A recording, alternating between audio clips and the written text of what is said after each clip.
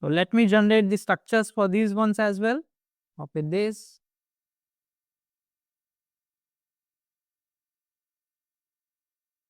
Generate XST. I'll directly save it, but you should be saving with proper name, right? I'll do the same thing for the target as well.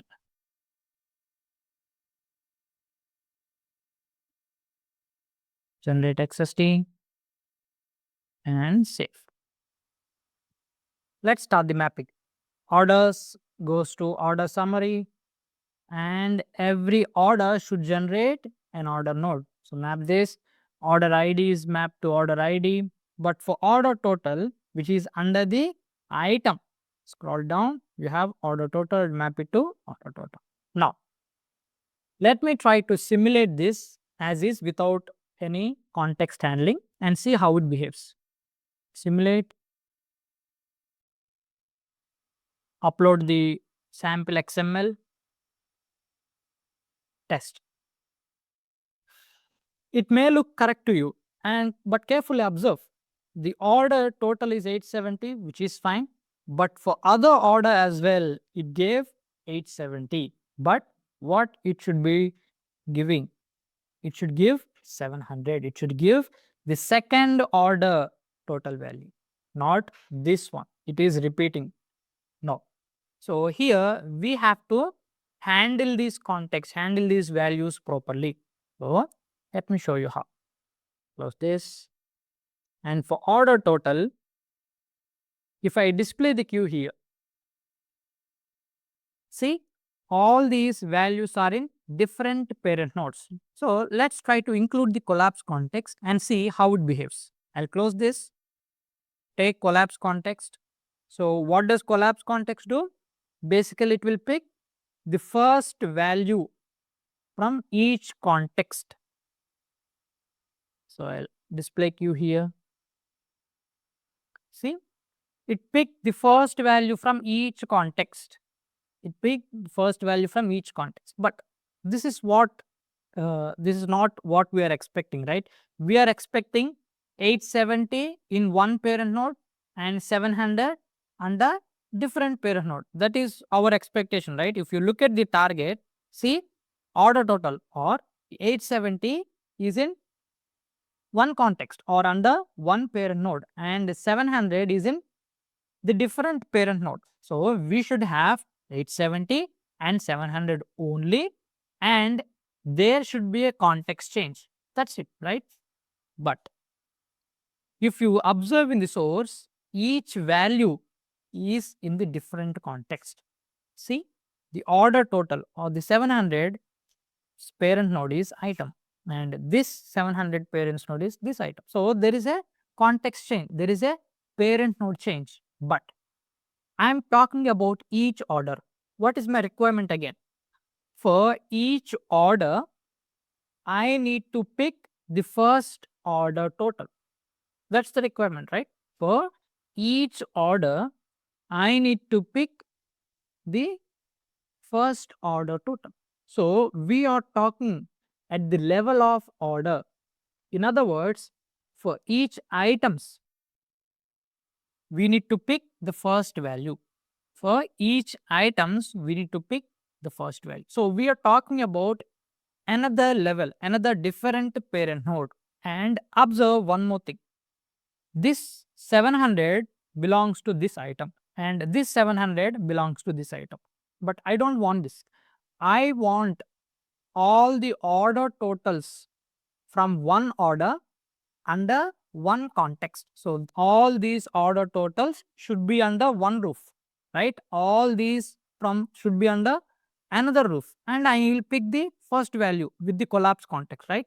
So to achieve this, to manipulate this, we need to manipulate the hierarchy. So here, if you click this, more options, and go to the context, and the current context, or in other words, the current parent node of order total is item.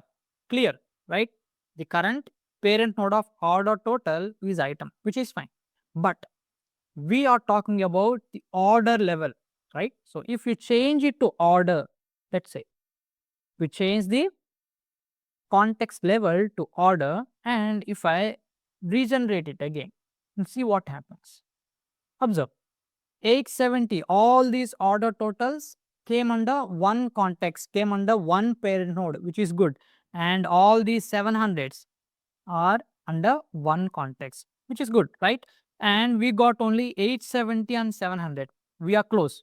The collapse context function pick the first value from this context and put it here, and it picked the first value from this context and put it here.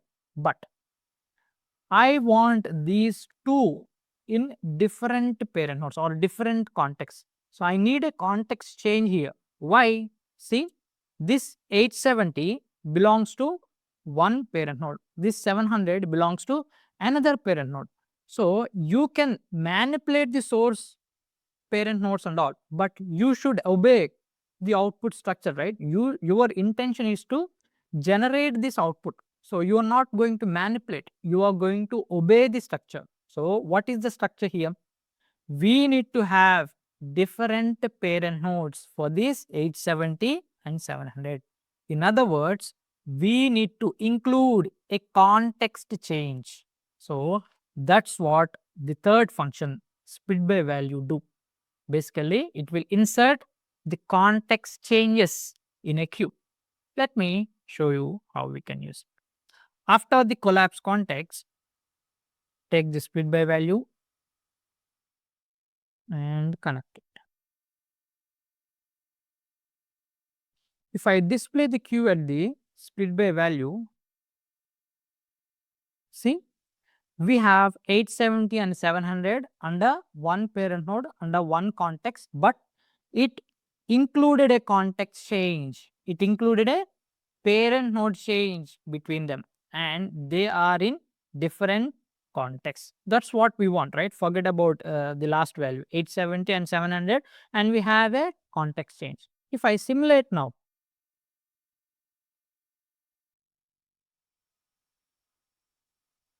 see, order total 870, which is correct, and the order total is 700. So this is how we use collapse context, and it leads to our next topic, split by value. So let's look at the definition of split by value. Split by value inserts context changes in a queue. So basically, it is the inverse operation of remove context. So what does a remove context do? It will remove all the context changes in a queue, whereas the split by value inserts the context changes in a queue. Simple, right? We have three different options that we can use for split by value. One is each value. So it will insert or it will include a context for each value regardless of any condition. And for empty value, a new context or a new parent node change is created when an empty value is present. So whenever you send an empty value from the source, it will include a parent node change or it will include a context change. Simple. The last one, value change. So a new context is created whenever the value changes. So it will include or it will create a context change whenever there is a change in the value, right? So I'll demonstrate this with another example. So here in the source, I have another order details and it has categories, and all these values are under one parent node. In other words, they are under one context. But in the output, I need to generate this structure where each one of them are in different parent nodes or in different contexts. So we need to insert a context change here. So let me quickly generate the XSTs and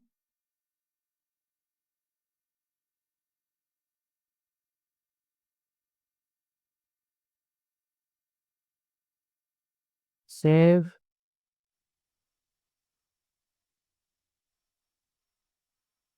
Go to the target, generate XST, save, right? So let's go to our mapping. So this, Click on this pencil icon to edit. Remove these structures. So we are going to add new ones. Click on this plus, upload from file system,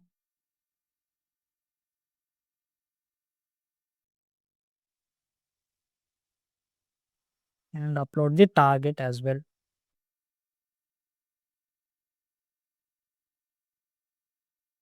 Click on OK. Close this. So it will show you these missing values which we have in the previous mapping. So click on this and use your keyboard delete button. So press the delete button and click on. That's it. So they will be removed. Click this other mapping as well. Then OK. And this one as well. That's it. So let's continue our mapping. So we have order and categories as the root tag. So we map them and we don't have to map the order ID. No, we have to map this category only. So if I map it and if I try to simulate and see how it behaves, I'll upload this new XML sample test. See, it didn't generated any. I think we missed it. This one. So you need to map these categories to category group as well. So since it is repeating, you need to map it as well. So let's simulate now and see what happens. See, it threw an error. What is the error? Q has not enough values in context. So remember, whenever you have this kind of message, Q has not enough values in context, which simply means there is some mistake in your context handling. So you need to focus on the context handling. So let's see what happened here. If we close this and click on the category, if I display the Q, see, all these are under one parent node. All these values are in same context. But what is the expectation of target? They should be under different context. Like I said, we need to obey the target structure. You cannot manipulate the target structure. You need to generate it as it accepts, right? So we need to include the context change. Simple. We can use splitByValue function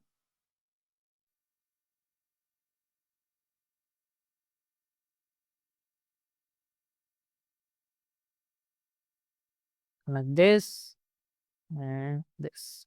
So if you display the Q at splitByValue, see, all these are under different parent nodes, which is our expectation, right? Usually splitByValue has three different functions available. To insert the context on each value, you can select this, which is the default one. We have used this one, and you can insert the context change whenever you encounter an empty value. You can select this, or you can insert the context change when there is a value check. So you can use any of these options, right? So this is about splitByValue.